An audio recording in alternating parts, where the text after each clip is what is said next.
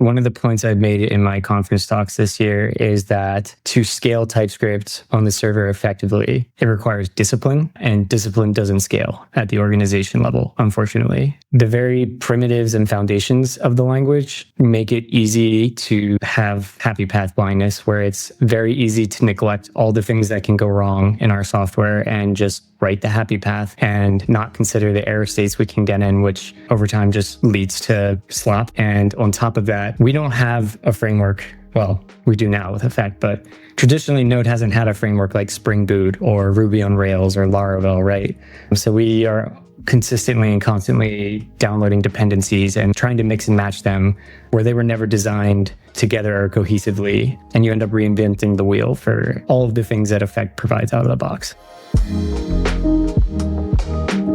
Welcome to Cause and Effect, a podcast about the TypeScript library and ecosystem called Effect, helping engineers to build production-ready software.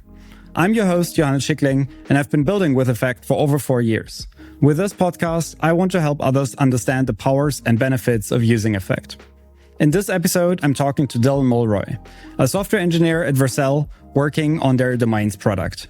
In this conversation, Dillon shares his path to Effect after years of using other programming languages such as Golang and OCaml.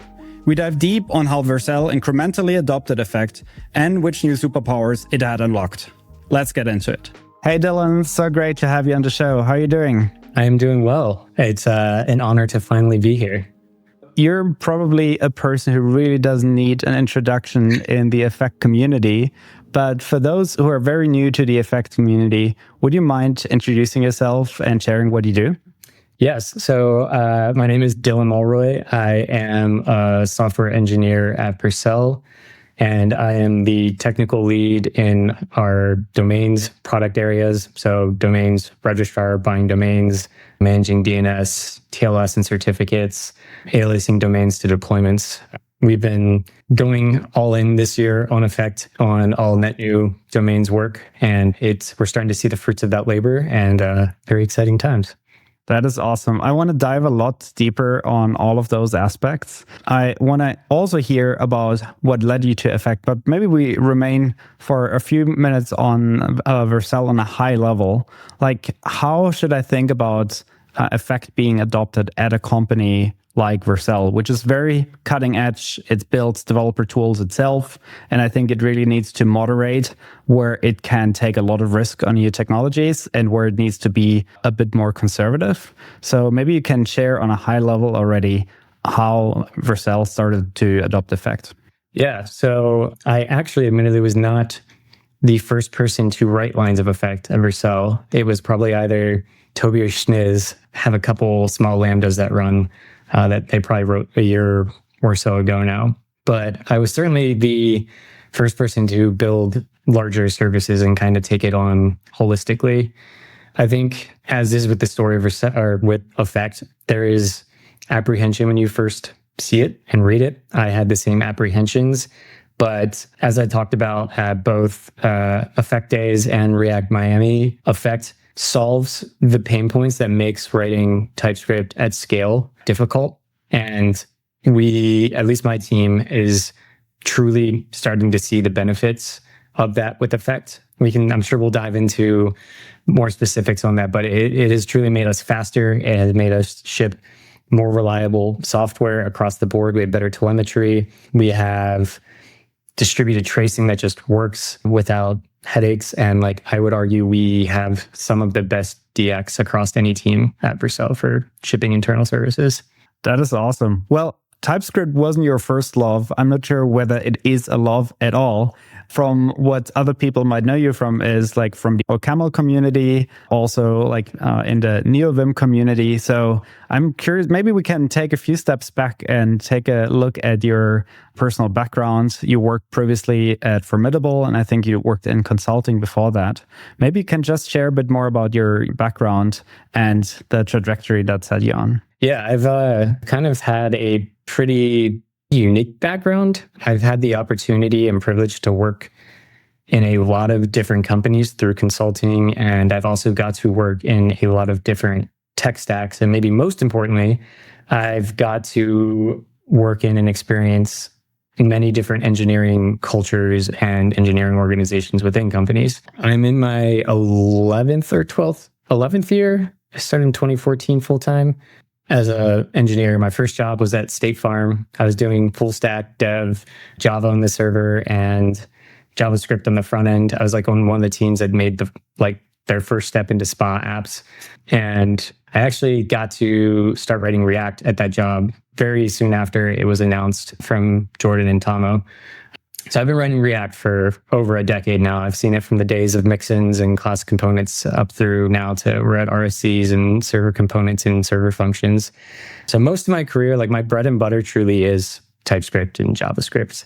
But I've worked in Go for 2 years. I had a contract doing some Elixir. I notably had a 2-year gig at a startup doing OCaml full stack, both in the front end and back end. And then at Formidable, Formidable was certainly the job that like changed the trajectory of my career. And Formidable back in like 2016 to 2021 era had kind of a similar reputation, I think, as Vercel. We had a lot of very notable developers in the open source JavaScript community. So I got to like cut my teeth alongside people that were on like the React Native core team, that were involved with GraphQL super early. And then again, I think the most valuable thing that came from working at Formidable was the fact that it was a consultancy and I was getting dropped into all these different engineering organizations and not only having to figure out technical problems, but also like people and process problems, which end up being the harder problems in tech. And maybe not ironically, but I think Effect actually helps address some of that. Actually, that's a very interesting topic. How would you say that Effect helps with that?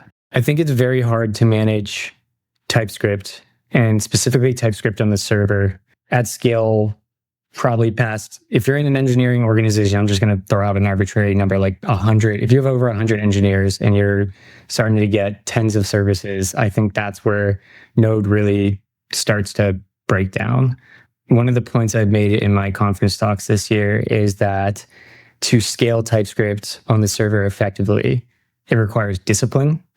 And discipline doesn't scale at the organization level, unfortunately. And what I mean by that is just the very primitives and foundations of the language make it easy to have what I've referred to as happy path blindness, where it's very easy to neglect all the things that can go wrong in our software and just write the happy path and not consider the error states we can get in, which over time just leads to slop. And on top of that, we don't have a framework. Well, we do now with Effect, but traditionally Node hasn't had a framework like Spring Boot or Ruby on Rails or Laravel, right?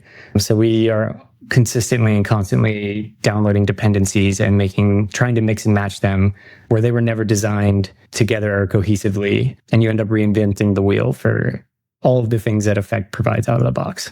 So would you say that Effect forces engineering teams to be disciplined, or would you say that it makes being disciplined easy? Oh man, I would say both, honestly. I think the rigidity of Effect forces discipline, but at the same time, like it makes all the hard things of writing Node on the server easy, whether that's testing and mocking or dependency injection, telemetry in one line, having things like semaphores and like just nailing concurrency easy. It's just all the hard things that you end up reinventing in every project and every service. It's just there and it's like bulletproof and it's composable and it just works. So I think it almost tackles it from both angles. What I think is really interesting about your career so far, there's a few parallels that I can relate to from my own experience, having used many different languages over the years. And I'm still sort of emotionally confused how I feel about JavaScript in that regard, that it's certainly by far not the most beautiful language I've ever used. For that, I think my heart is still in Haskell land, but Haskell is not practical for all the different things that we want to do. And then I've also having done quite a lot of Rust development and Swift development, also a fair amount of Go and like all of those languages kind of feel better to me. But at the same time, I'm still doing most of my stuff in TypeScript. And there's a reason for that. I think one is just the ubiquity of TypeScript and like where it can run. And then also just like JavaScript runtimes. There's probably very little where so much economical value has gone into making it fast compared to JavaScript runtimes. And it's like very hard to beat. And I think there's just so many factors that are going in that favor. But at the end of the day, it's still sort of like a crappy environment. And so this is why I've always kind of felt, okay, well, I should rather use a better language. And when I then found out about Effect, I think that's now over 5.5 years ago, this is where I saw the inklings of hope. Could I get all of the things that I'm like jealous about other proper programming languages in JavaScript, in TypeScript? And TypeScript also wasn't as far along back then. First, I want to hear like, how did you first hear about Effect and whether the sort of the same thing spoke to you? I mean, that mirrors my experience like perfectly. As I said, my bread and butter, TypeScript. I love and loathe TypeScript all at the same time until I found Effect, and especially having spent 2 years working in OCaml full time, I was feeling pretty disenfranchised about writing TypeScript and Node, especially after having really felt like what a type system and errors as values and all the nice things that, like OCaml provides to you. I felt so much more confident shipping quality software with OCaml than I did with TypeScript. And it's really not even just OCaml. The other language that brought this same feeling to me, even though I don't have as much fun writing it, is Go. Like the two software stacks that I've felt I've built the most scalable and the most reliable technology with, both on like the technology scaling side and the engineering org scaling side, has been OCaml and Go. And they both have similar traits for what I consider important properties of production software. Errors as values, they kind of force you to consider the error path at every turn. And that's just distinctly missing from Effect. So like I had lost my job. I got laid off from my OCaml job and basically came right to Vercel. And at the time I was like, oh man, I'm going back to like, I have to stop writing OCaml on the server and I have to start writing TypeScript again. I was excited to be working at Vercel, right? There's a million interesting problems here every day. But around that same time, I had started to see Effect, and like many people, my knee-jerk reaction was like, this is gross. I don't want to touch this. This reminds me of RxJS. As a junior dev, I've made very sloppy code bases with Ramda. So I was initially very apprehensive, but like you, I saw the shimmers of hope in it that just like displayed the properties that I found valuable from Go and OCaml. And then on my Twitch stream, I decided, let's give this a real shot. Let's build something with it that's more than just a toy app or a to-do list. And that's when I was like, okay, I see it. I get it. This brings the things that I value in building software to the table and makes it accessible for TypeScript and Node. Yeah, TypeScript and Node, the ecosystem draws you in. It has like this gravity. Yeah, I don't know if I would love writing software as much as I do currently without Effect, because it makes writing TypeScript enjoyable again. Totally. There's a couple of interesting points that I want to follow up on, like namely RxJS, but also the comparison to other programming languages. Maybe starting with the latter.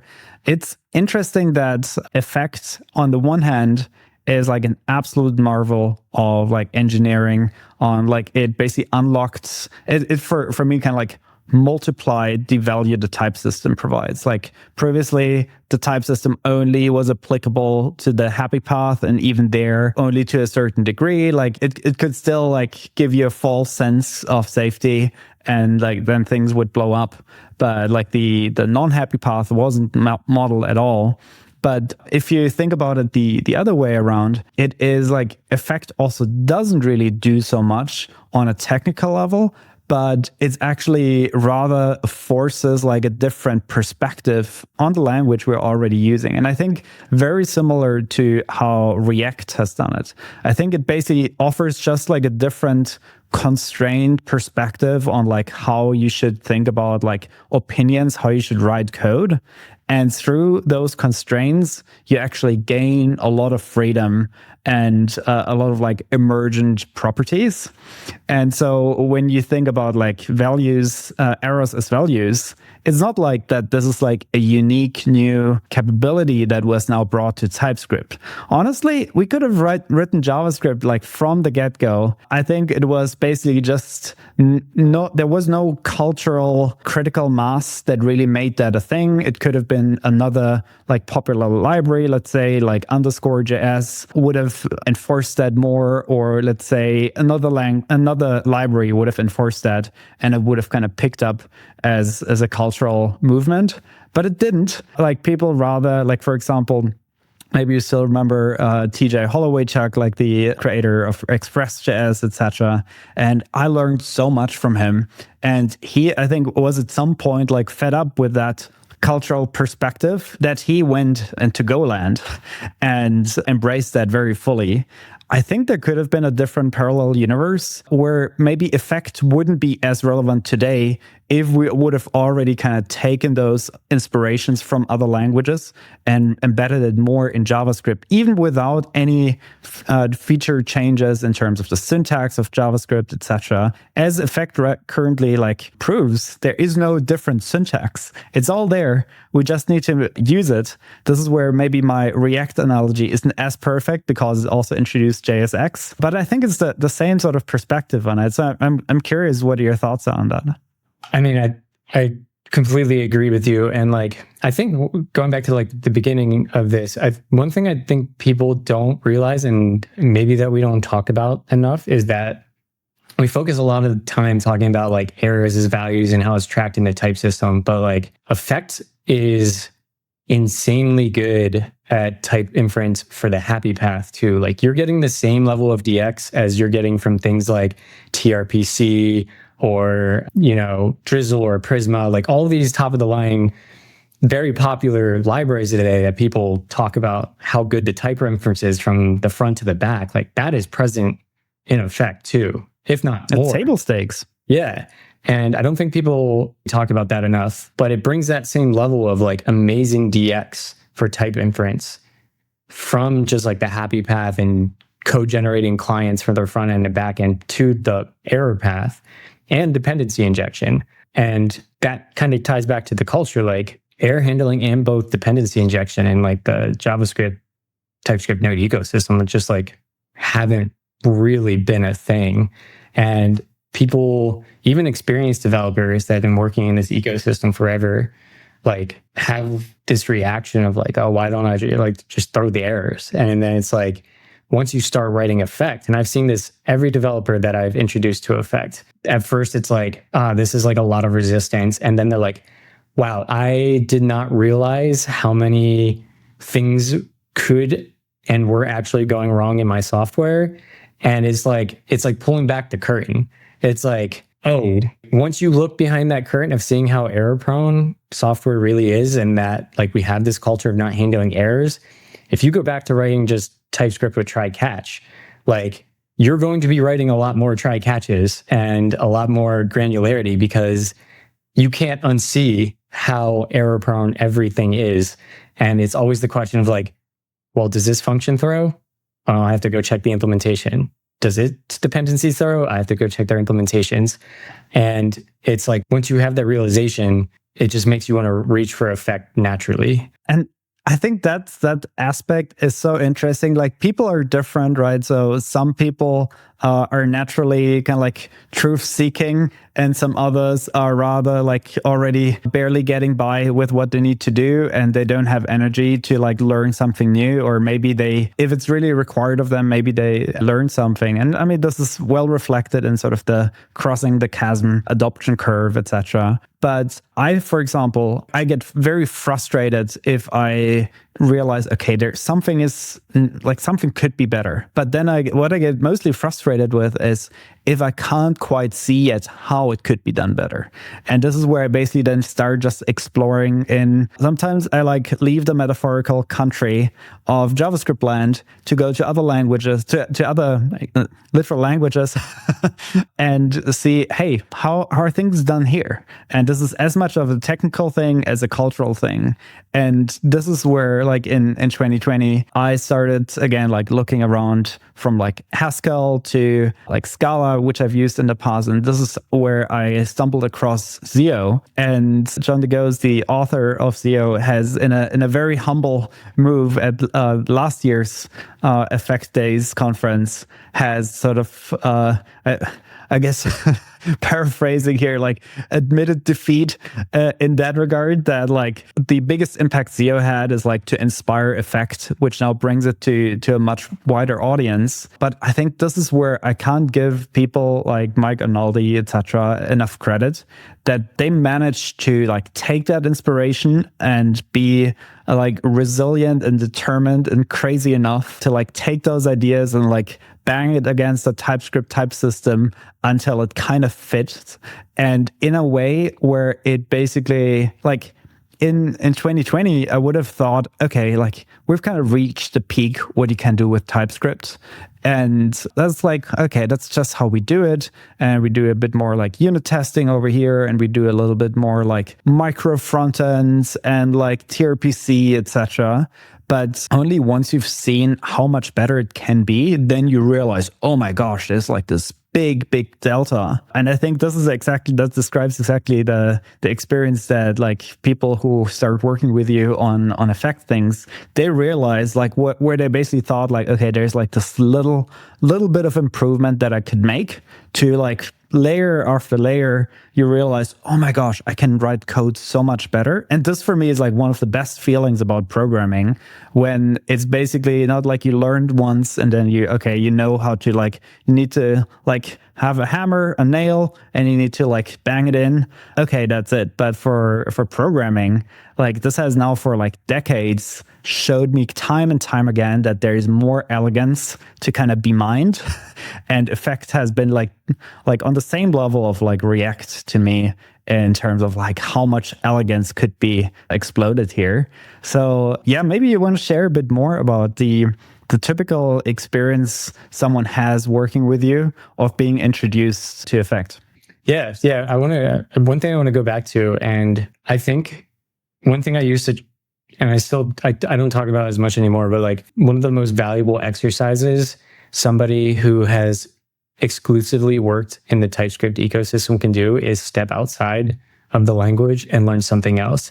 Like without a doubt, in my mind, working in OCaml and working in Go and working in Elixir have made me such a better TypeScript developer, because I've learned practices and patterns from those ecosystems where they might emphasize on something more, but that can apply equally to TypeScript. And just like learning to look at problems differently, whether that's concurrency or error handling or how you manage dependencies.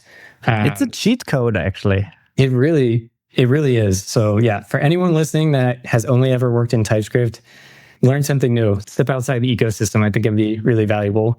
But working with me on domains, I'm kind of in this kind of privileged position where I got Ethan and Elliot on my team, who are also two very notable Effect developers in the community. But we also have Reese Sullivan on our team, who has started writing Effect. And like when I was speaking earlier of people starting to write it and, peeling back the curtains or having these aha moments, like I was thinking of Reese. It just becomes so clear. Like the minute, even like, so up until maybe like a month ago, Reese hadn't written a lot of Effect code just because he is working on different kind of more legacy priorities than a lot of what our Effect code is. But he's been reviewing the PRs that the whole team has been writing in Effect, and like he's become very capable very quickly. I think there's a perception problem of Effect on like how hard it is and how different it actually looks, which we should probably talk about. But yeah, like he's at the point now where like I notice him starting to reach for Effect first to solve problems because he's seeing the value it brings. And it's so funny. Every developer that I have convinced to try Effect ends up falling in love with effect, even if they have no FP background. And I also don't think it's fair to categorize effect necessarily fully as like an FP thing. I think that's a disservice to what it is. And I think like people I'm thinking about on Twitter or other people I just know tangentially that have tried effect, like they don't know or they don't care that there's underlying FP foundations. Same for React. Right.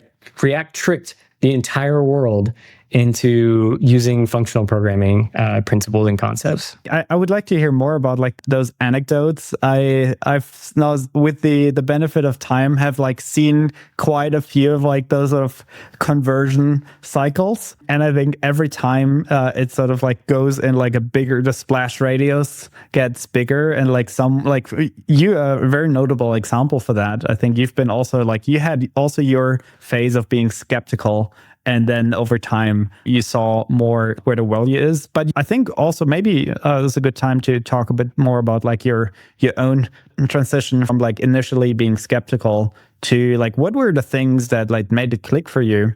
And I think maybe it's similar for some people. Maybe it's dissimilar because like you obviously saw already what better programming paradigms and like practices are. So maybe you didn't need to be convinced about those. Those probably had like validity for you in the first place, but maybe you wouldn't like what gave you pause?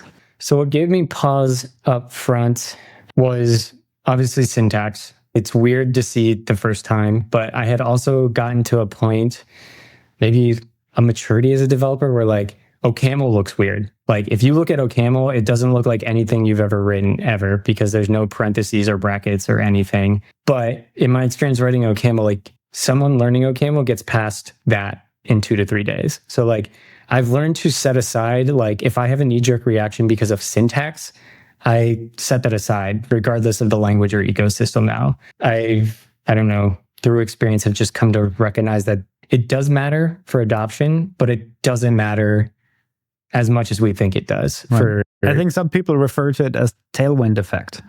Yeah, exactly. So initially skeptical of the syntax. I was like, when I first started trying it, I was skeptical because like I was that overeager young dev that made a mess with Ramda. I have worked in and cleaned up through consulting large RxJS code bases. So like going into effect, I was like, this ain't it. This isn't going to work. But because I recognized some of those patterns from Go and Elixir and OCaml, I was like, I want to give this a real shot.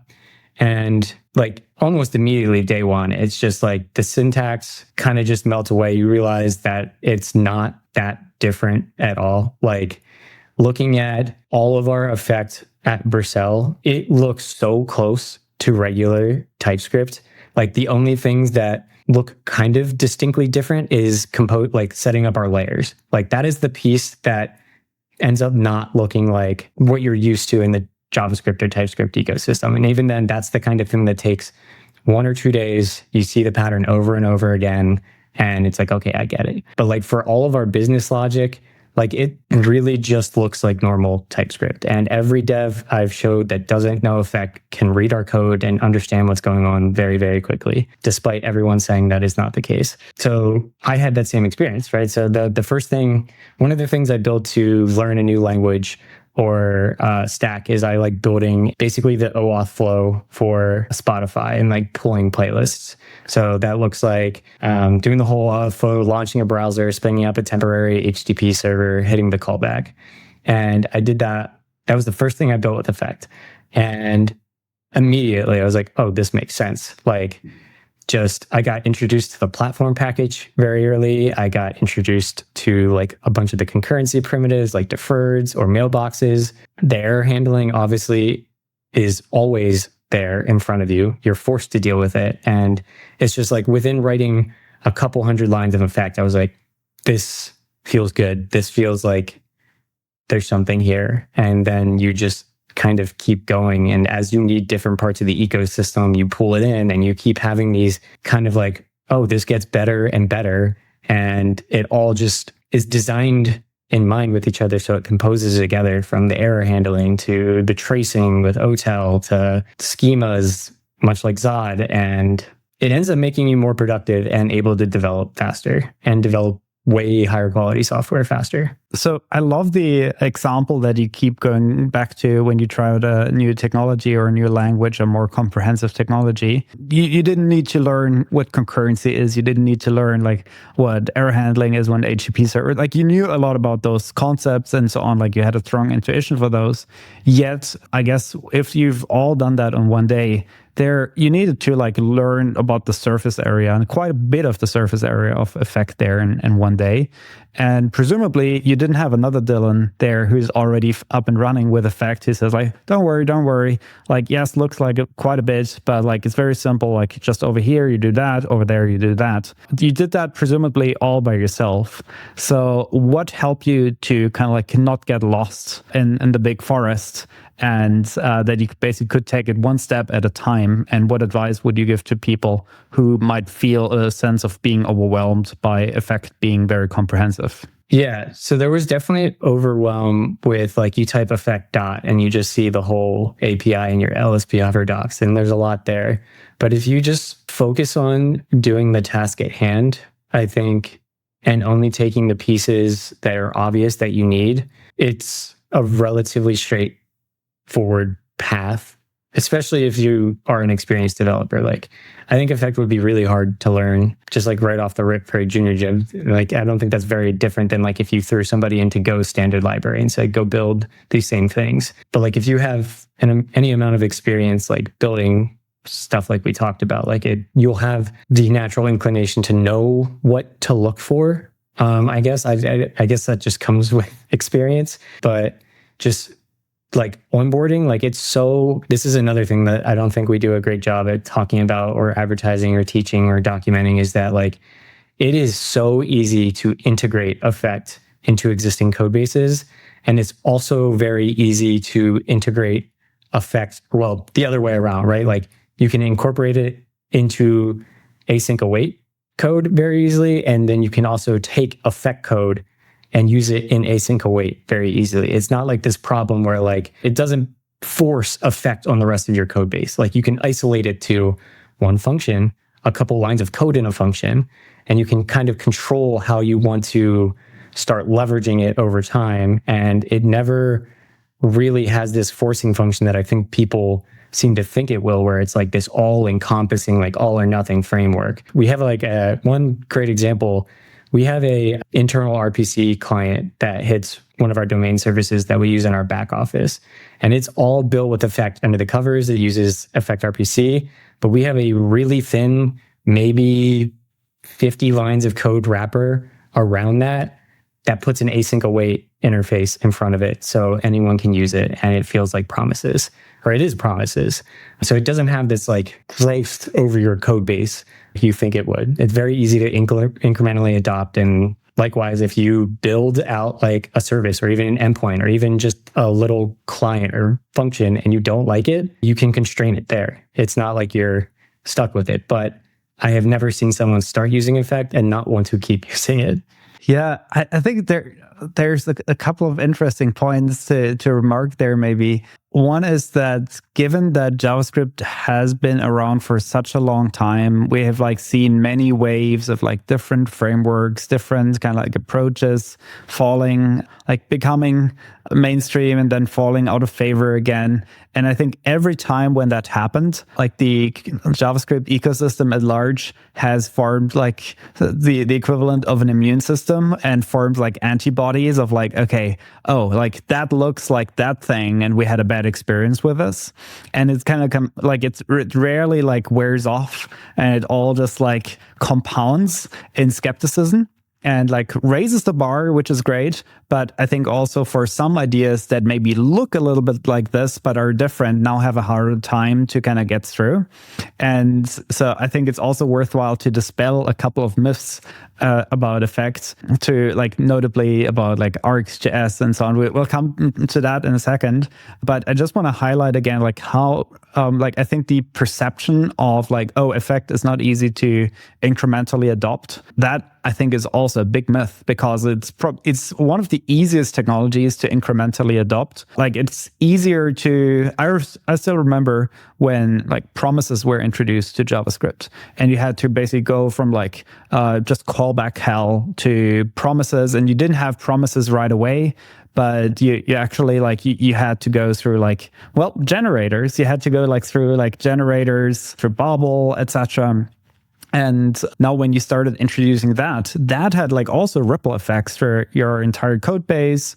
Also still when promises are even top level await is supported everywhere. Now you do like one async function anywhere and you have that function coloring problem. So that's one aspect where I think incremental adoption is like very, very difficult. Or another one would be if you want to interface with another language. So if you want to use Rescript or if you want to use PureScript or one of those things, then you have like your whole tool chain. You need to like generate some code. You need to do like something that's like actually like FFI.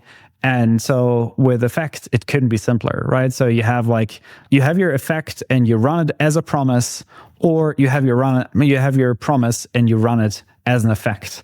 Like simple one-liner, yeah. Malta, who's the CTO at Vercel, recently had some like apprehensions to us using effect. And like some of the points he brought up is like, well, we need to be sure we're everyone's using our auth and rate limiting and permission checks. And I was like, Malta, like we're using all of this stuff. Like we're using it the same as everybody else. It's just TypeScript. Like we're just wrapping it in like try catch effectively and wrapping it in our own values. It really truly is just TypeScript. We don't have some extra compilation phase. We don't have that FFI layer where you have to write bindings to JavaScript functions. You just call JavaScript functions because it is JavaScript.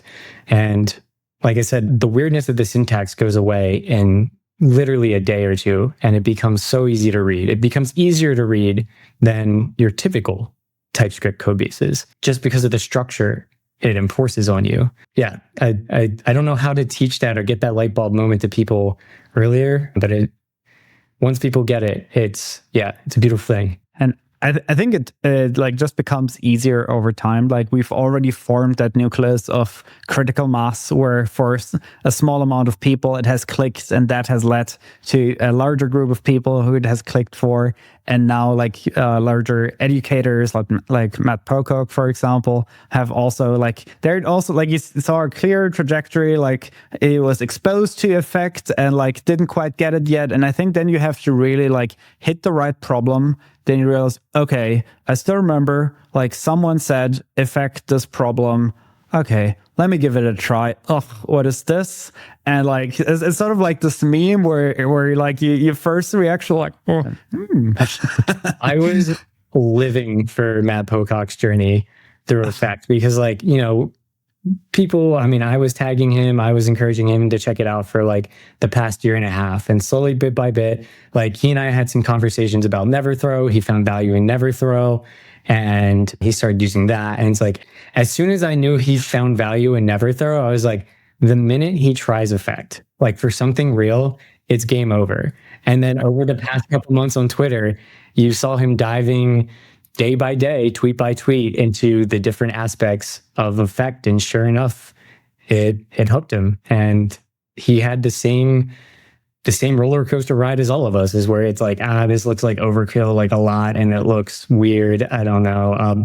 I'm fine just using a result type from another library. And then you're like, oh no, this actually does bring some novel things that actually are very easy to use despite what your gut reaction might be to them.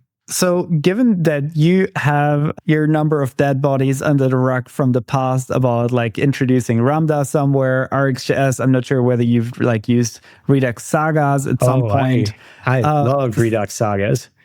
So maybe we can talk briefly about each of those technologies, since I hear them like every time when like a more notable person brings up effect. There's guaranteed a group of people who say like, oh, this is just RxJS over again. Or like a smaller group of people remember about Ramda. And so like someone has like their past experience, like their trauma from the past, and now like matches it on top of effect.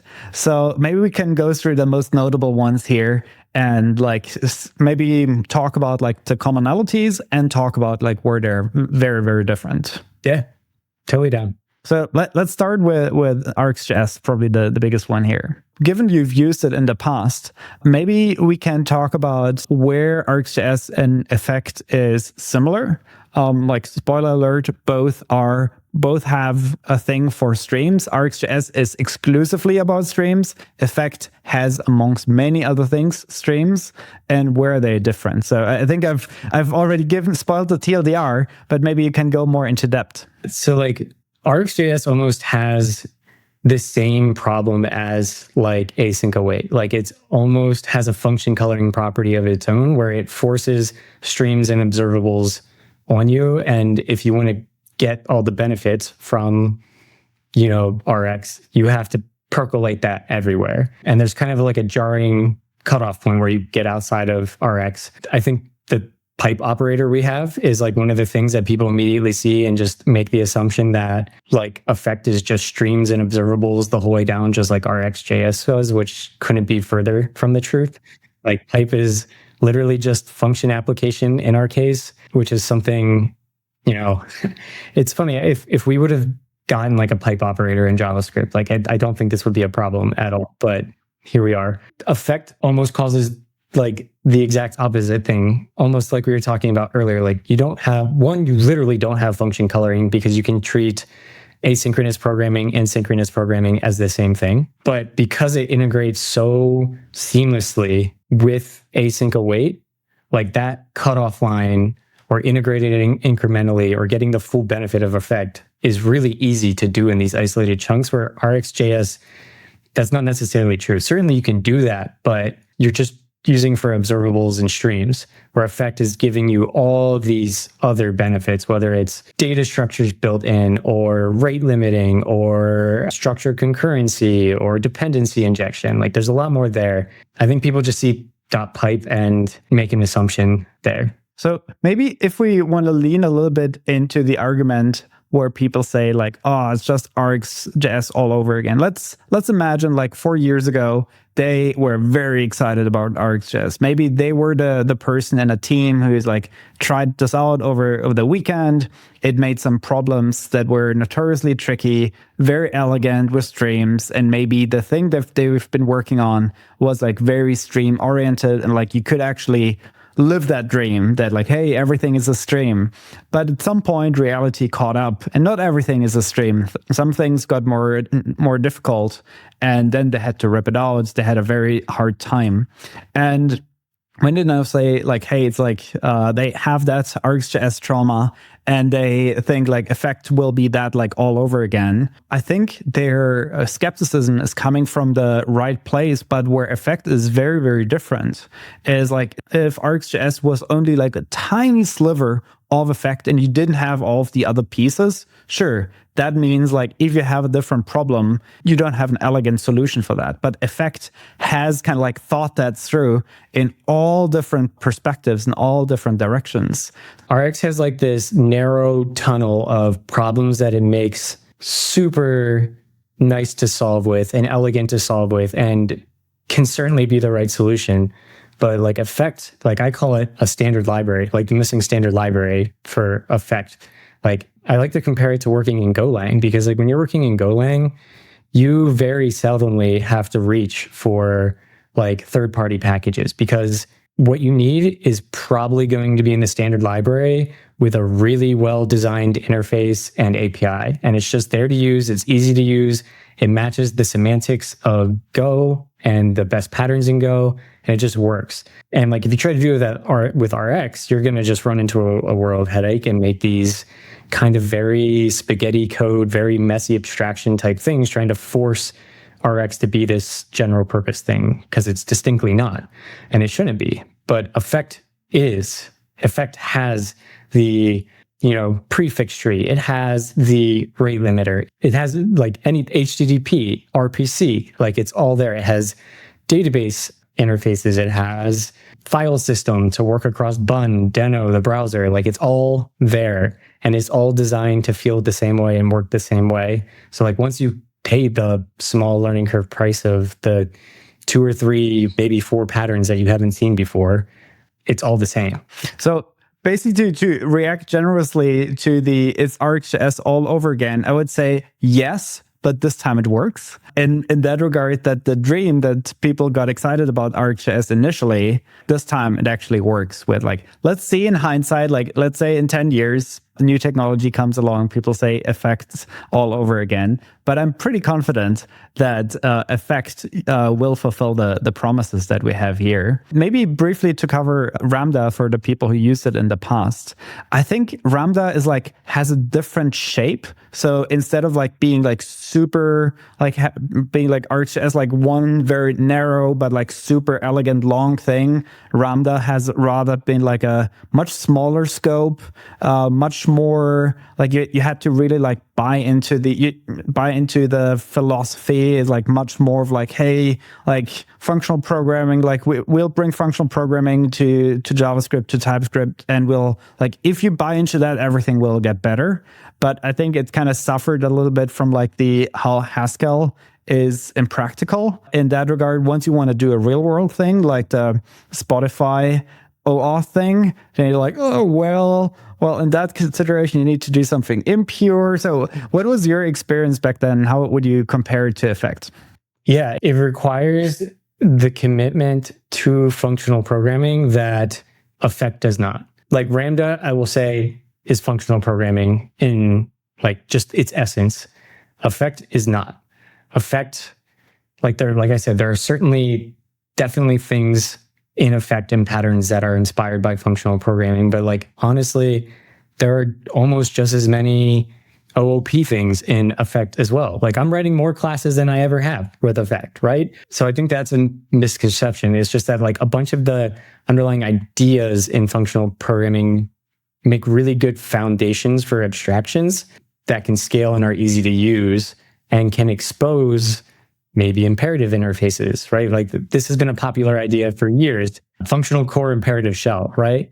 And like that is like the essence of Effect. Like you can do that. You can have your cake and eat it too here. Where with Ramda, it truly is like you have to buy into understanding like monads and applicatives and how all of this stuff works. And that it's very present to you in the code when you use it. And that's very jarring, encountering code like that in a code base if you've never seen it, where like you almost have to learn the mental model to be effective. And like while there is some mental model shift in Effect, it's not that far of a departure from just async await and regular JavaScript. And I think the best thing about acquiring that mental model is like, I call it kind of like pain driven. When you have a particular problem, then, and maybe through however you realize what the solution is to a problem, maybe through a more experienced colleague or a friend or through an AI agent, or however you realize, okay, here's a problem diagnosis and here's the cure. Once you realize, okay, the cure, the solution is shaped this way, then like maybe you like take the solution term, whatever, structured concurrency TypeScript, and you just start Googling that or ask ChatGPT. And then you already have a mental model for what you want. And if you have that mental model, you have your problem, you have your solution, mental model, and then you start using it, everything just fits like a glove. And I think that is the best starting point to adopt Effect. Like have a real problem that's really annoying, that is like actually like business level, like meaningful. And then that makes it worthwhile. I think that makes it for the best argument also to your colleagues that like taking the risk might be worth it. So maybe with that segue, let's spend a few more minutes before we come to a close about like some of the superpowers that Effect has unlocked for you at Vercel. Yeah, I think one of the biggest ones is telemetry. Like all of our services at Vercel have like pretty decent telemetry with Datadog, but our team and our services in particular have distributed tracing just working. Like we can see traces from our front end RPC or HTTP clients down through the HTTP layer into the services, into our data access layers. If we kick off, asynchronous jobs on like a job queue or a workflow or something, we can connect the traces over there very easily. So we just get this, easier picture of how our systems relate, how the data flows, makes debugging so much easier. So like observability out of the box is like just a huge unlock with Effect. Other things is for our domain search in particular, we are doing a lot of optimizations around making it really fast that require kind of more complicated concurrency patterns and caching patterns. And the tools we need are just there with Effect. Like we would have to be bringing in at least half a dozen external libraries to be kind of managing these same solutions and implementations. And with Effect, it's just a couple lines of code and it just, like you said, fits like a glove. And like that, like not only is that great for productivity and like consistency of code across the code base, but it also like, you went back to like, I don't know when you said this earlier, but one, it fitting like a glove. And like when you land on like an elegant solution that it just feels like it fits and it flows well, like that feels good. Like that's like dopamine. It's like you're getting dopamine kicks from that all day long writing Effect because it's just like, that just worked. And like, it wasn't complicated. It wasn't hard and it just flows correctly. It's like, it feels really, really good to write Effect. Yeah, and I think the more experience I got over the years, the more I kind of like also had to come to terms like, okay, no, things are not as like easy and simple as I want them to be. There's just like inherent like a high like there's more complexity and more entropy in whatever we're dealing with than we initially thought. And then it comes all about like modeling it, that we say like, hey, this entropy, this complexity here, we can like ignore, probably not important, but that complexity, those aspects, those we really need to account for. And then it comes to basically the point of like your software tries to model like your domain. And this is where you just need to account for certain things and how things go wrong and how things should happen at the same time. How like performance is like another thing to model for, and to basically come to terms with like the harsh, complex reality. Effect stands not in the way for you to do that, but empowers you to do that. And I think this is what like lets you stay in the flow and gives you joy doing the hard work. Yeah. It makes doing the hard and right things first class and natural and easy. The other really big unlock is, I think, the testing story for us. Like many large enterprise TypeScript node code bases, most of our testing framework is in jest with these kind of implicit mocks or file. This is a module level mocks. But by being able to have true and real dependency injection, like we're one of the few teams that has a legitimate end-to-end local dev experience, because we can write implementations of our interfaces against local stat, or we can write a in-memory client and just dependency injection for Redis. So it just makes testing so much easier. I've never had a better testing or easier testing experience than with Effect. So that's another thing that has been a huge unlock for us. So I think this already gives us some really concrete ideas for what we should talk about in the future, since unfortunately you have a hard stop, so we need to let you go at this point. But we're already in the process of scheduling a follow-up episode where we might also have some of your colleagues join as well. Maybe this is the time where we dive deeper into dependency injection, into testing some of those like superpowers that Effect gives you. Maybe some other topics. One topic that's really top of mind for me these days is like how we build with AI and how we build for AI. And I think Effect is both a perfect fit for both of those.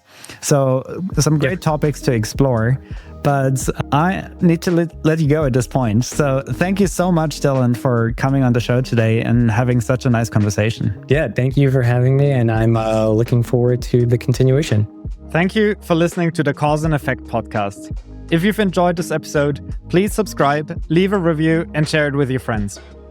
If you haven't done so already, you can join our Discord community. And if you have any questions, feedback, or suggestions about this episode or about Effect in general, don't hesitate to get in touch. See you in the next episode.